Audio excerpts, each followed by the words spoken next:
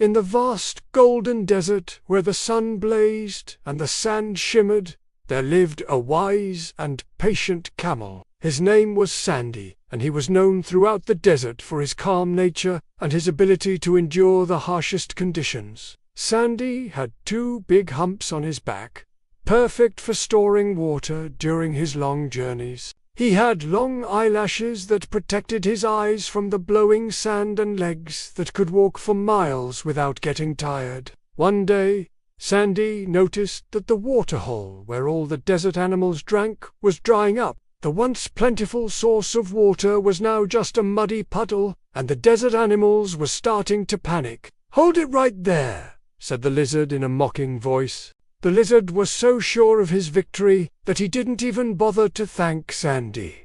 He just turned and ran, his long tail whipping back and forth like a flag in the wind. With a snort, Sandy started after him, his strong legs eating up the miles. "If you want to drink from this oasis, you'll have to beat me in a race across these dunes." Sandy and Zara looked at each other. As the sun dipped below the horizon, Sandy could see the finish line in the distance. Sandy drank deeply, feeling the cool water quench his thirst. Then, sharing his water with the other desert animals, he showed them that patience and perseverance bring great rewards. From that day on, Sandy became a hero of the desert, and the tale of his victory over the cheeky lizard was told for generations to come. He made one last surge of effort and crossed the line just as the stars started to appear. The lizard was nowhere in sight. They had been so exhausted after their long journey that they just wanted to rest.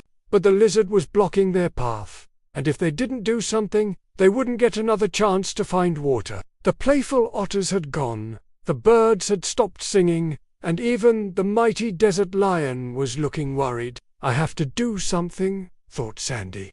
"If the animals don't get water soon, they'll die." So Sandy decided to set off on a journey across the endless dunes in search of fresh water. As he walked, the sun beat down on his back and the sand swirled around his legs, but Sandy kept going, his eyes scanning the horizon for any sign of water. After walking for what seemed like hours, Sandy saw a tiny movement in the distance. So, together, the camel and the fox hurried across the desert, the setting sun painting the sky in hues of orange and pink. Finally, they reached the oasis. It was everything Zara had promised and more. The pool was filled with the most delicious, refreshing water Sandy had ever tasted. It was Zara, the desert fennec fox, and she was in trouble. Her small paws were sinking into the soft sand, and she was struggling to free herself. "Don't worry,